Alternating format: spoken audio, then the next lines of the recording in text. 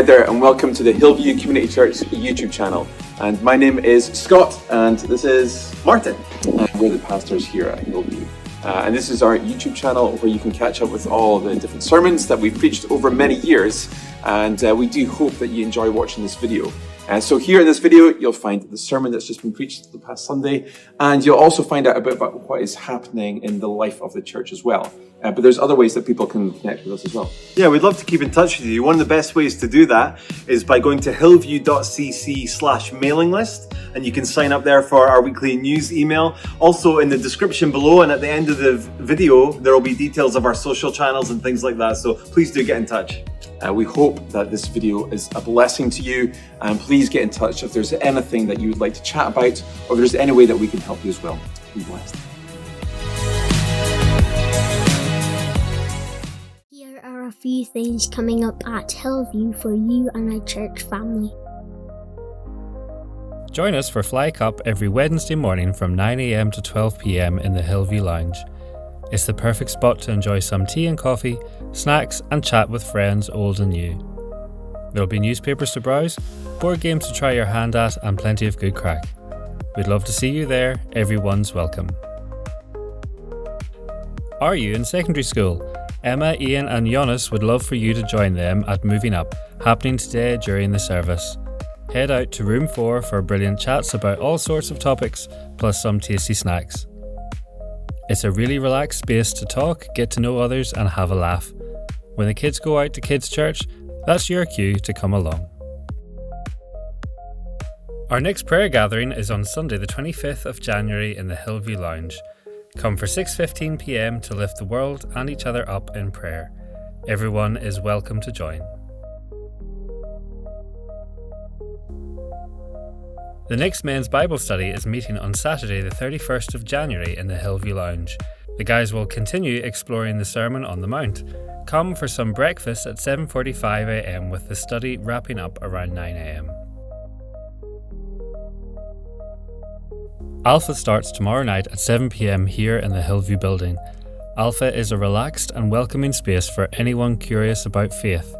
Every session features a thought-provoking video, great conversations, and a slice of cake. All are welcome no matter where you're starting from. To find out more or sign up, visit hillview.cc/alpha. If you have questions, chat to Sasha or Rachel Jeppelin or email alpha@hillview.cc.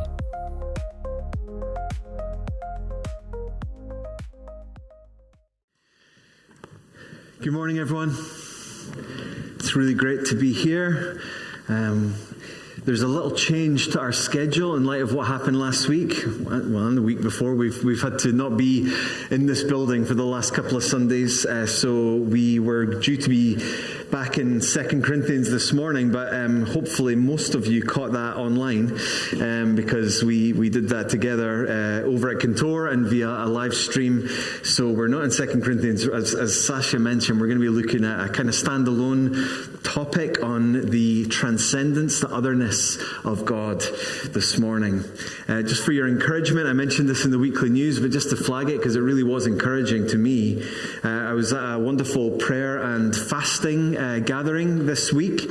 There were between 350 and 400 pastors or church leaders from all over Scotland gathering together just to pray for the nation, for the world, and just pray for God's glory to come and His revival to come. And it was a really, really special, precious time. And it was, that gathering has been growing year on year. And they said last year that they think they have one more year in that venue before they need to move to a bigger one. So they're hoping that it'll continue to grow. But I was just so encouraged just to see just a lovely sense of unity. All sorts of different areas of the church gathering together just to cry out for Jesus' glory. And it was very, very precious time. So just wanted to encourage you with that happened. There's a photographer that I follow on X. I don't know if any of you are on X. Used to be Twitter. This guy's called Andrew McCarthy. And he has become quite famous particularly in the last couple of months, for an amazing image he took with his friend, who is a skydiver by the name of Gabriel Brown. So here's the photo. I've got 3 different versions of this photo, if we can fire that up. So as you can see, it's a beautiful photo of the sun. I have no idea how that happens, because when I look at the sun, my eyes get sore. Imagine looking at it through a big camera lens. But it's an impressive photo. But you might think, okay, well, yeah, what's so good about that? Well, I don't know if you can spot it, but halfway down over to the left a little bit, there's a little blotch. So if we zoom in one more level, I don't know if you can see it there, but that is his friend, Gabriel Brown, the skydiver. And one final zoom just to get a sense of this. That is the photo that he took. Apparently, it's the first photo of its kind. It took apparently months and months of preparation, and this was on the 7th attempt. They caught this image, which they have called the Fall of Icarus. Now, thanks, Matt. What makes that image impressive? What makes it an amazing image? Well, of course, it's an incredible technical feat to be able to pull something like that off. Imagine the timing and everything to get that to work like that. But there's something else, I think, that makes that image special. And it's that the sun is other to us, if you like. There is something shocking and amazing, almost scary, about seeing that human silhouette against that kind of terrifying and violent backdrop of the sun. It doesn't look right. Humans, it looks like he's too close. Now, obviously, he's not too close for comfort, but it looked like that, and there was something startling about that reality. We, I believe, as human beings, all of us, are drawn to that which is other to us. I've said before here, no one goes to the Grand Canyon to feel big about who they are in and of themselves. You don't go to the Grand Canyon to feel impressive. You go to the Grand Canyon to feel awe and wonder. Look at this next image. It just gives you a sense of the scale, just of how small. I don't know if you can see the person there, but on the edge of the Grand Canyon, how small we are. And there's something in us that desires to make that journey, to be in that place of awe and wonder. Now, the question is why? Why is that the case? That we love to pursue that which is somehow beyond us. We love to wonder at that reality. Well, this is what we are looking at today as we consider the transcendence of God. The otherness of God. God is altogether different from us. The transcendence of God is to say that God cannot be defined in reference to who we are. God has to have his own entirely separate category for who he is. The otherness of God. What are we to make of this?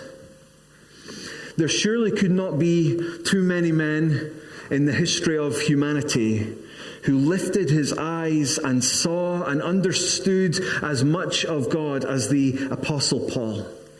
And if you want to turn, we're going to be jumping all over the place, by the way, in the scriptures today. The verses, most of them are going to come on the screen. Some I've just got written down here, but we're going to start in Romans chapter 11. We see this reality of how Paul loved to lift his eyes to wonder at who God was in all the scriptures, but the book of Romans is such an amazing book in and of itself. And what's happening in the book of Romans is over the first 10 or 11 chapters, Paul, with incredible, Spirit-inspired, unparalleled revelation and understanding, and with remarkable clarity and complexity, Paul is laying out paragraph after paragraph about the nature of who God is and the wonder of the good news of Jesus Christ.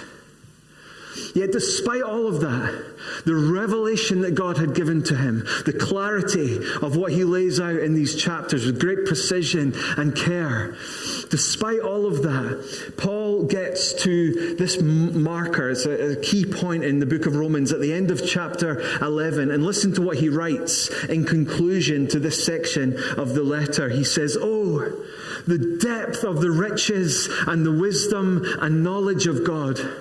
Verse 33 of chapter 11. "How unsearchable his judgments and untraceable his ways. For who has known the mind of the Lord? Or who has been his counselor? And who has ever given to God that he should be repaid?" It's amazing. Paul has spent 11 chapters inspired by God, searching and digging and seeking to understand. And his exclamation of worship is, this God is unsearchable. This God, no matter how deep you dig, you cannot get to the wonder of the nature of who he is. This God is unsearchable in all his judgments. No matter how hard I work, I can't get my head fully around him. He is too vast for understanding.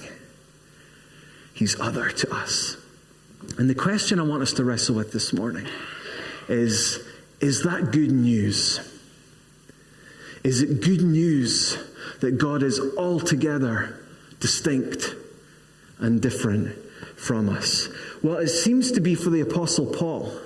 Because straight after that, in verse 35, he goes on to say, "For from him and through him and to him are all things. To him be the glory forever. Amen." Eugene Peterson's paraphrase puts it like this: God, everything comes from him, everything happens through him, everything ends up in him, always glory, always praise. Yes, yes, yes. That's their celebration of wonder at who this God is. But what about for us here in Hillview this morning? Is it good news that God is beyond our understanding? Well, we're going to get there, but first of all, we need to ask, is it true? Is this true? Where can we see this in the Bible? And if you're listening carefully, you might begin to latch on to a paradoxical thread that is going to run right through this message. Because I'm asking, where can we see in the Bible he who is unseeable? Where can we read about and have revealed to us him who is altogether distinct and other from us? And we're going to need to hold that in tension this morning. Because I want to just highlight that, because that paradox is directly relevant for how God has planned for us to know him. He reveals himself to us, dear friends, in the scriptures. And one part of that revelation is that he reveals himself to be the God who is unrevealable. Messes with your head a bit. So in Exodus chapter 3, for example, Moses is given this great task by God. And he says, hey, who am I going to say sent me to do this? Who is it that sent me here? And God answers, I am who I am. Tell them, I am has sent you. Which is God in effect saying, there is no more ultimate or foundational reality to me. There is no one or thing outside of me that serves to define who I am. I am who I am. I am the most and only self-authenticating reality in the universe. This is who I am. Tell them that's who sent you. Later in Moses' relationship with God in Exodus chapter 33, he asks to see God's glory. We've been singing about God's glory today, and Moses says, show me your glory. But God says to Moses, my goodness will pass before you, but you can't see my face. Why? For man shall not see me and live. And again, it's just this reality that there is a limit to what we can cope with. We who are finite, we who are fragile and vulnerable, There is a limit to what we humans can behold. Now, this should not be a hard concept for us to understand. Like I mentioned, when you look up at the sun, you have to look away within half a second or so. The sun is 93 million miles away, and we can't even stand and behold it like that for too long. We're fragile. We're limited. So it should not surprise us that God says, you want to see my glory? I'll pass by you. You'll see some of who I am, but you cannot see my face directly right now, because that would mean death for you in that moment. God is displaying himself as not fully displayable. And this continues throughout generations. So, for example, King Solomon comes to build a temple for God. And if you want to turn to 2 Corinthians chapter 2, he wants to build a temple for God. And it's a similar heart that he had to that of Moses, where he wanted God's glory to rest among his people and to be beheld and to be worshipped and cherished. And Solomon's challenge is expressed in 2 Chronicles chapter 2. Look please at verse 5. Where he says this, the temple that I am building will be great, for our God is greater than any of the gods. But who is able to build a temple for him? Since even heaven and the highest heaven cannot contain him. Who am I then that I should build a temple for him?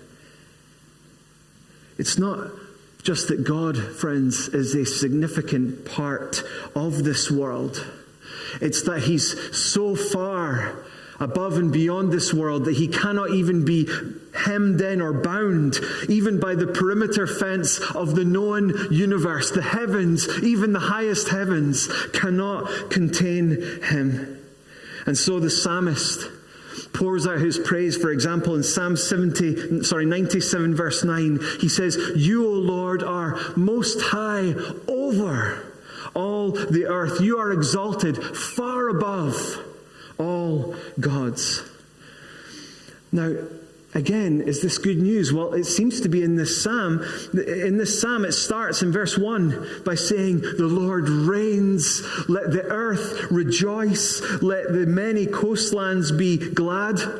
Right before the verse I just read, it says this in verse 8, Zion hears and is glad, and the daughters of Judah rejoice because of your judgments, O Lord. And then it goes straight on, for you, O Lord, are most high over all the earth.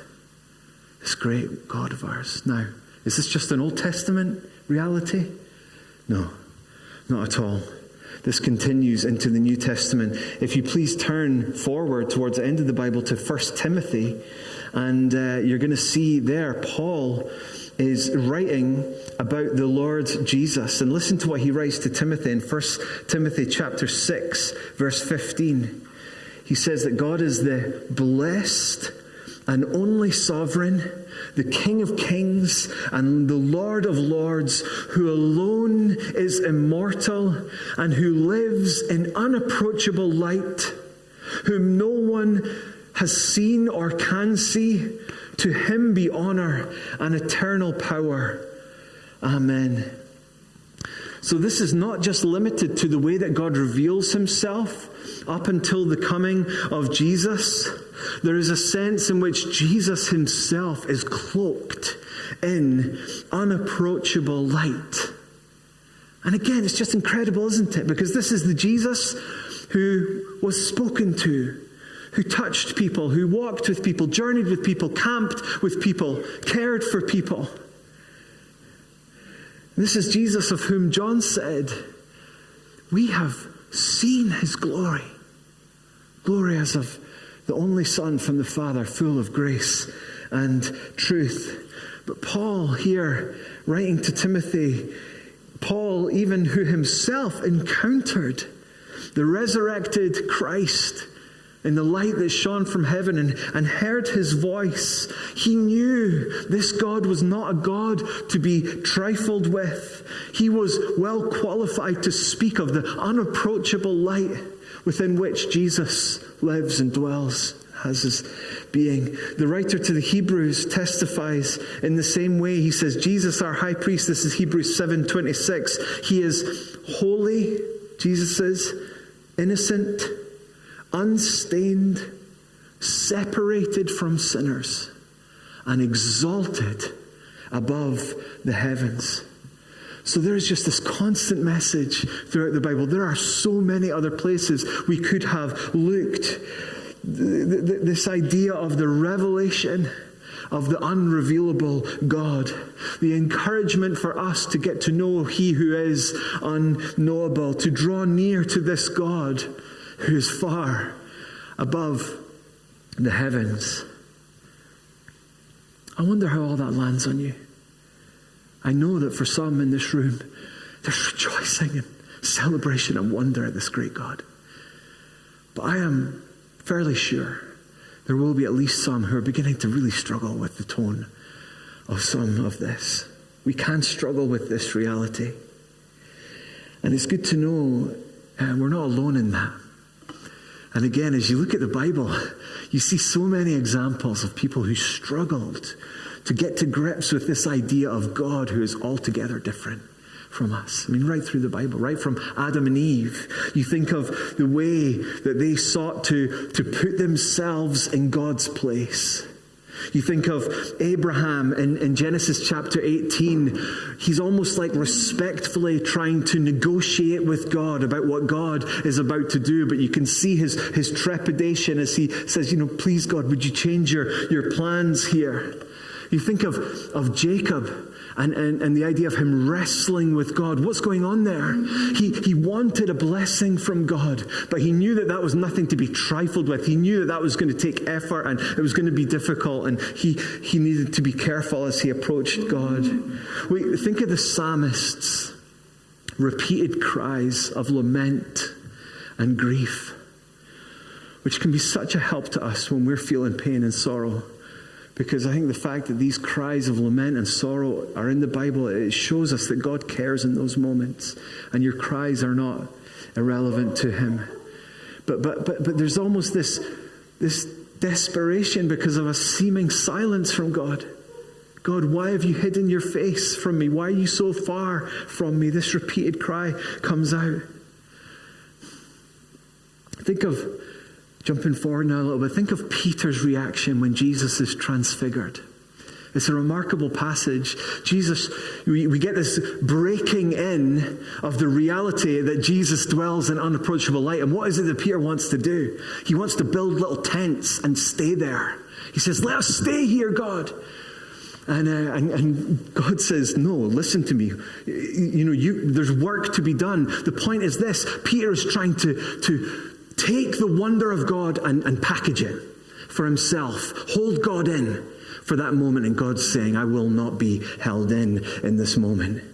You think of the disciples' inclination to see Jesus' mission as a chance to boost their own significance and grandeur. You think of the crowds and their desire not just to wonder at the awe and splendor of Jesus' miraculous signs, but they wanted just to be tantalized. Do a sign for us. Show us how impressive you are. And this just goes on and on. This is a struggle, friends, that we ourselves can feel. Our desire is one that we want to domesticate God. We want to shrink Him down to a more palatable size, a size that we can get our head around, even perhaps a size and shape that we can use for our own purposes, whatever they may be. We want to attempt to reform God in an image that seems useful to us, to rail against sometimes a God who presents Himself as altogether different from men and women. And so we're not alone in our struggles with this. Perhaps some of you are feeling like that this morning. I cannot get on board with a God like this who is, somehow totally removed from us. What is this all about? Well, I think it's probably the case that there is no area of life within which we feel that tension more than when we think about the reality of suffering.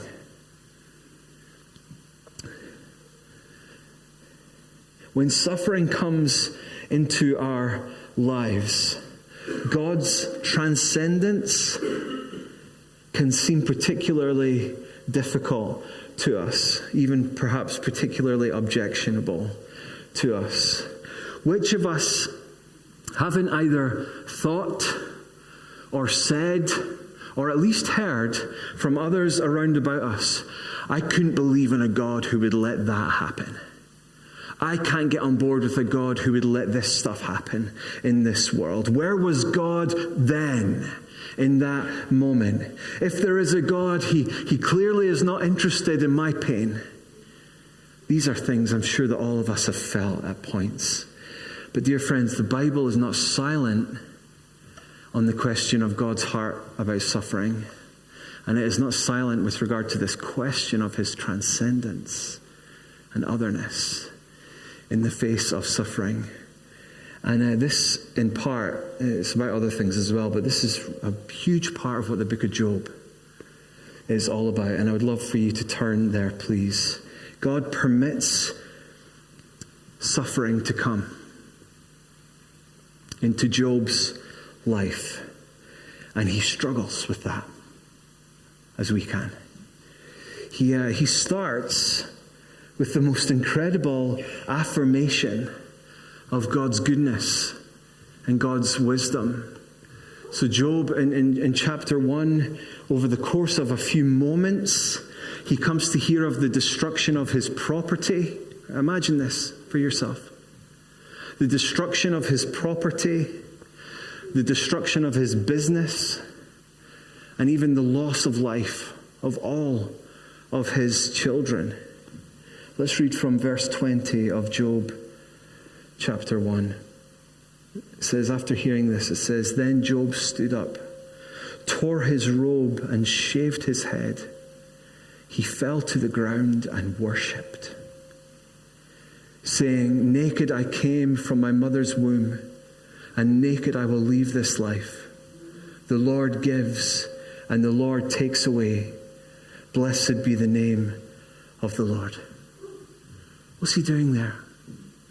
He is acknowledging the reality that he himself is in an altogether different position from who God is. And he worships and he proclaims God. As horrific as that must have been, God, you have the right to act however you please. Incredible. But it's not long before Job's struggles really begin. And they take hold of him, really. And for basically from chapters 3 to chapter 31 of Job, there is this wrestling that goes on. Job is in deep turmoil in these... Can you still hear me okay?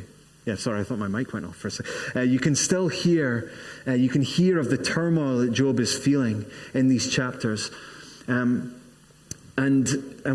he doesn't deny the transcendence of God in this moment, but he does rail against it in various places. Look, please, at Job chapter 19, and we're going to see just one example of this, of Job's struggles with this reality.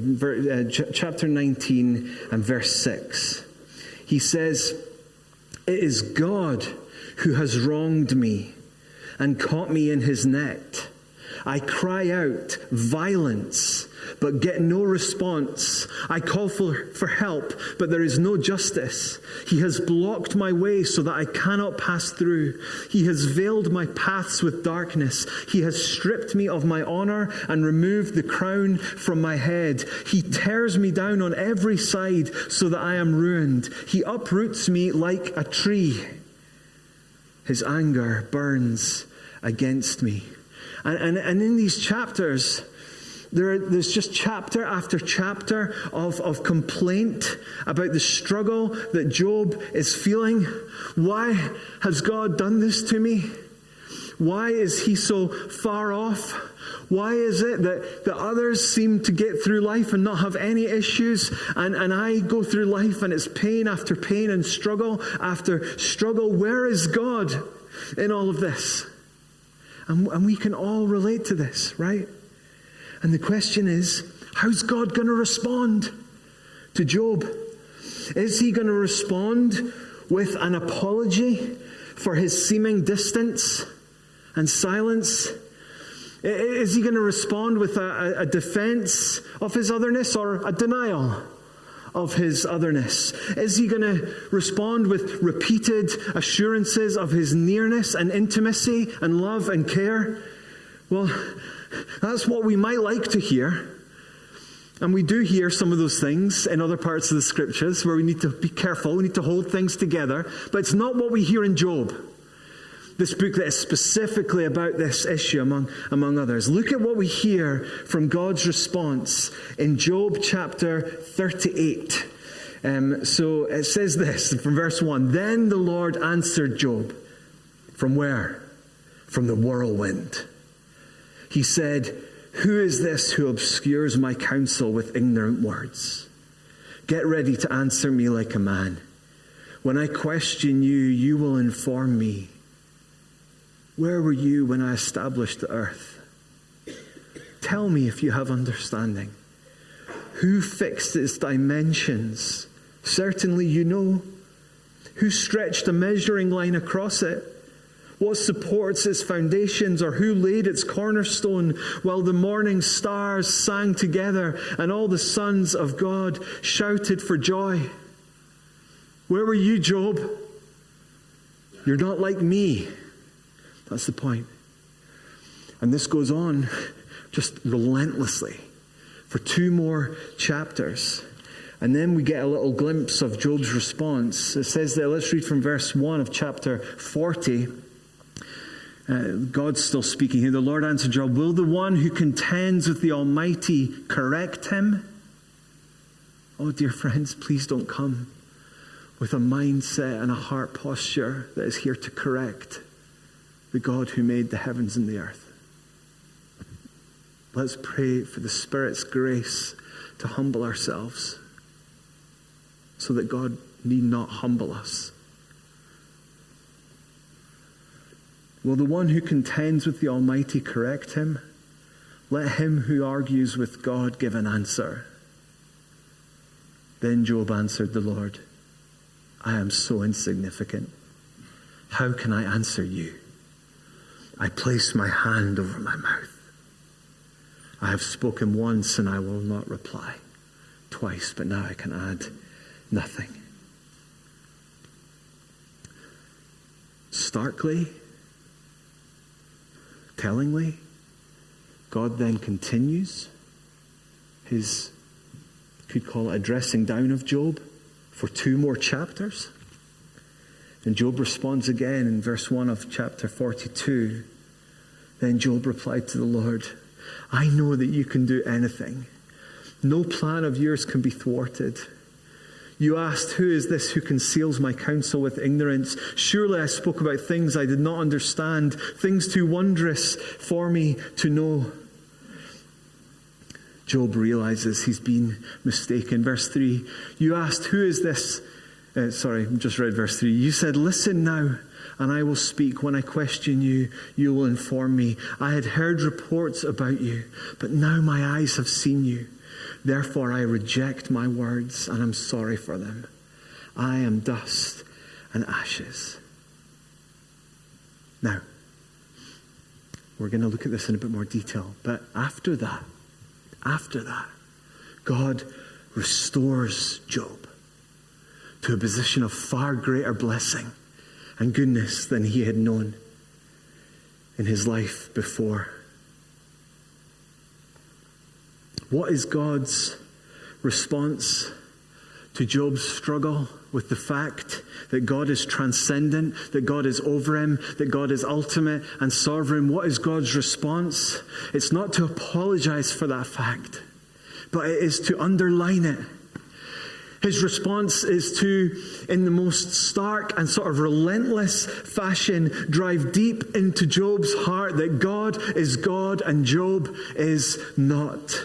Until Job accepts that these mysteries are, as it says there in verse 3, too wondrous for him. These things are too wondrous for him. To which we might say, wondrous? Perhaps awe-inspiring, perhaps humbling.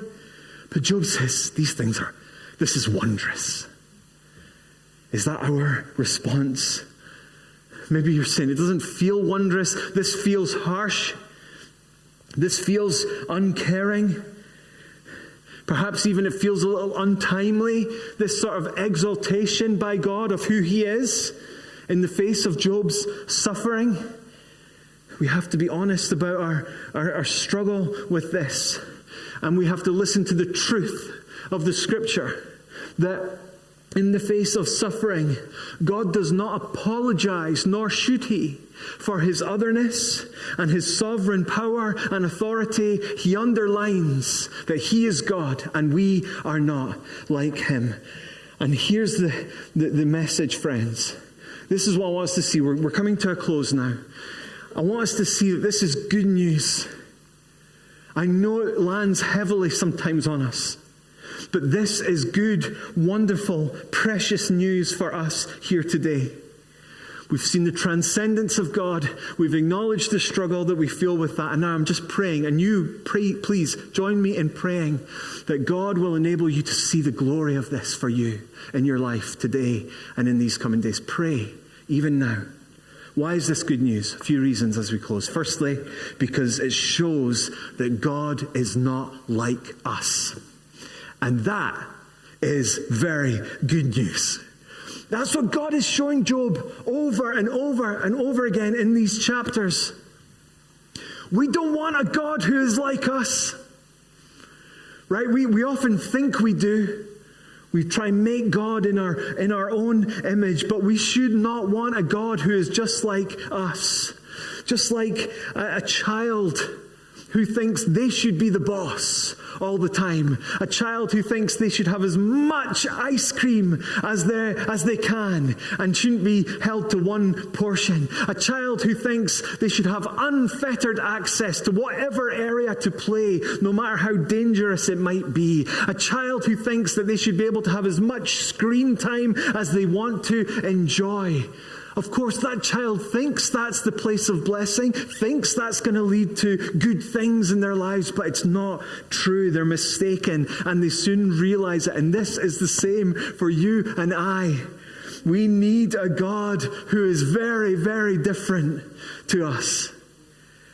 I just consider my own issues and my struggles, and I am so glad that God is not like me. I am very, very moody. And I hate it.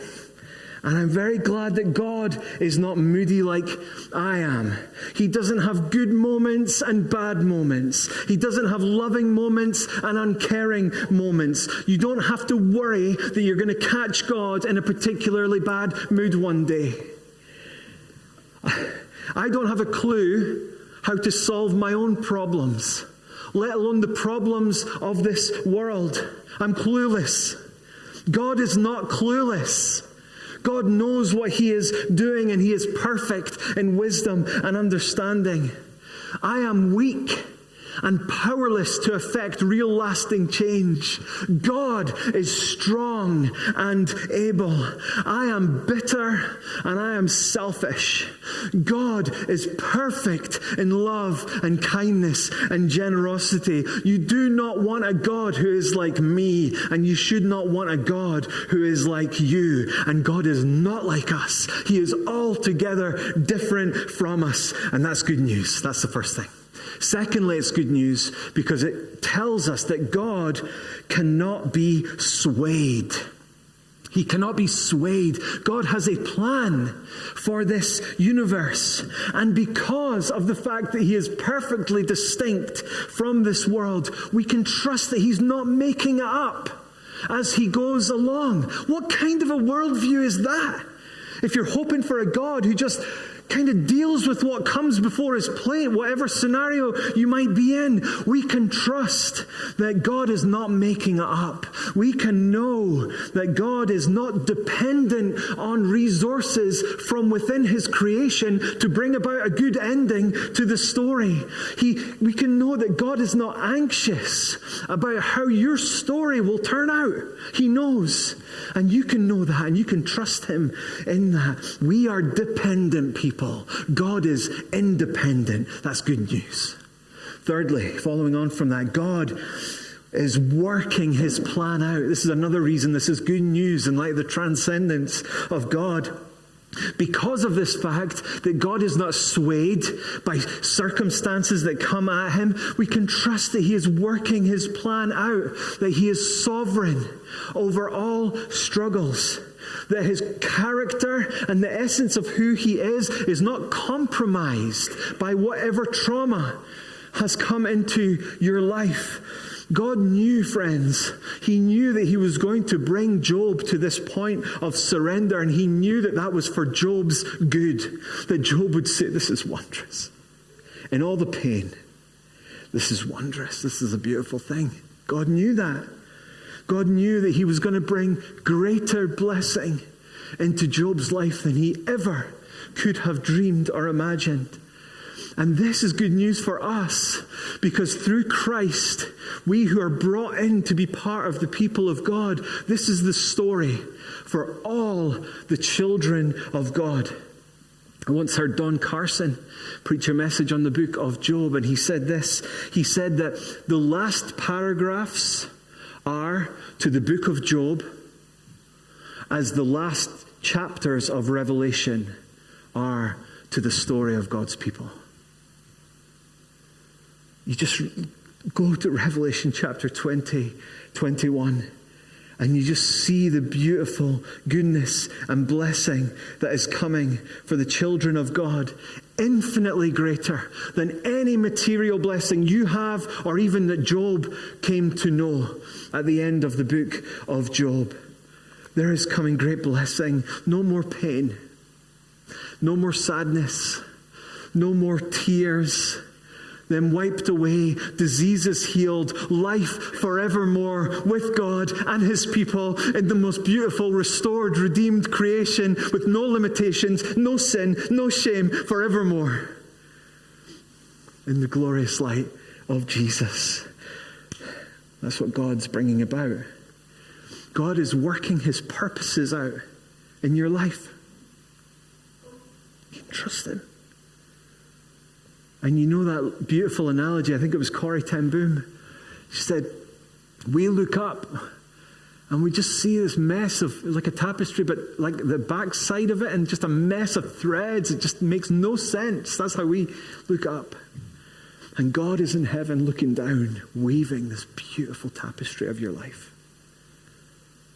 Don't get lost in the threads. Don't pull at those threads. Let him weave his picture in humility and surrender. And you will see the blessing that is coming for all the children of God. This is all the case because of who God is, because he's other, because he's distinct from us. And then finally, the transcendence of God is good news because he's for us. He's for us. I think it is true that if God were only revealed to us as completely distinct and far and removed, that would not be good news. But perhaps the most remarkable aspect of God's otherness is that he has sought to share that otherness with us. To hold the mystery. Hold that tension. Our God is the God of Isaiah chapter 6. Holy, holy, holy is the Lord Almighty. His transcendence, his separateness, his otherness. But that's not the end of the story. Holy, holy, holy is the Lord Almighty. The whole earth is full of his glory. The goodness of who he is has been proclaimed to the heavens and the earth. It has spilled out and is shared with people like us. Our God is the God of Isaiah chapter 40. Listen to some of these words from Isaiah 40. Who's measured the Spirit of the Lord? What man shows him his counsel? To whom will you liken God? God sits above the circle of the earth. Its inhabitants are like grasshoppers. The Lord is the creator of the ends of the earth. And on it goes in Isaiah chapter 40, highlighting this beautiful supremacy and otherness of God. And then it says this, straight after that, he gives power to the faint. You faint today? This great God has power for you.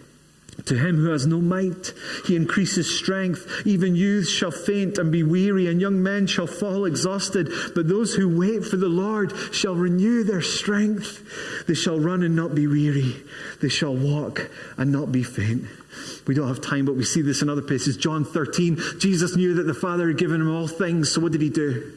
He took off his robe and he bent down and washed the disciples' feet. John chapter 1, he falls in fear at the sight of God, whose eyes were like blazing fire and his hair like, I forget the exact terminology. This amazing picture of who Jesus is in Revelation chapter 1. And John falls down and God lays his hand on his shoulder and says, fear not. That is our God. Our God, friends, is the Lion of the tribe of Judah, the Lamb who was slain.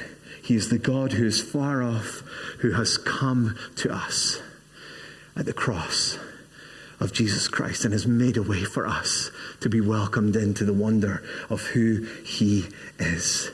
That's where the otherness of God is seen most supremely, by the way. The cross of Jesus Christ, where we find our life in this great God. So, I wonder if I could invite the band just to come up. I want to close by reading one last passage just as we come to worship now and close. It's in Isaiah. I wonder if I were to ask some of you, hey, give me one verse that speaks to the otherness or the transcendence of God. I suspect some of you might say Isaiah chapter 55 and verse 9 says this. Or let's go from verse 8. My thoughts are not your thoughts. Your ways are not my ways. This is the Lord's declaration. For as heaven is higher than the earth, so my ways are higher than your ways, and my thoughts than your thoughts. And yes, this is a great verse to help us when we feel that we can't understand why something is going on in our life. It is a great verse to come with surrender and say, okay, God, I trust you. I don't understand why this has happened, but your ways are not my ways. I trust you. That's a good thing to do, but it's not the main point of that verse in the context of Isaiah chapter 55. It's about God's heart to draw us into his grace. So as we close and as we come to sing and respond, what I want to do is read Isaiah chapter 55. And we're going to read verse 9 in context so that we can see the otherness of God. And in that we can hear his invitation. So if it's helpful, I just invite you to close your eyes, bow your head, just come to this God now. Hear of who he is and respond to him now. Come. Everyone who is thirsty, come to the water, and you without silver, come buy and eat. Come buy wine and milk without silver and without cost. Why do you spend silver on what is not food and your wages on what does not satisfy? Listen carefully to me and eat what is good, and you will enjoy the choicest of foods. Pay attention and come to me. Listen, so that you will live. I will make a permanent covenant with you on the basis of the faithful kindnesses of David. Since I have made him a witness to the peoples, a leader and commander for the peoples, so that you will summon a nation you do not know, and nations who do not know you will run to you. For the Lord your God, even the Holy One of Israel, has glorified you. Seek the Lord while he may be found. Call to him while he is near. Let the wicked one abandon his way, and the sinful one his thoughts. Let him return to the Lord, so he may have compassion on him, and to our God, for he will freely forgive. For my thoughts are not your thoughts, and your ways are not my ways. This is the Lord's declaration. For as heaven is higher than the earth, so my ways are higher than your ways, and my thoughts than your thoughts. For just as rain and snow fall from heaven and do not return there without saturating the earth and making it germinate and sprout and providing seed to sow and food to eat, so my word that comes from my mouth will not return to me empty, but it will accomplish what I please and will prosper in what I send it to do. You will indeed go out with joy. gracefully guided. The mountains and the hills will break into singing before you, and all the trees of the field will clap their hands. Instead of the thorn bush, a cypress will come up, and instead of the briar, a myrtle will come up. This will stand as a monument for the Lord, an everlasting sign that will not be destroyed. This, friends, is the transcendence of God. In His altogether different from us wisdom and holiness, He has come to us, and He invites us to join Him.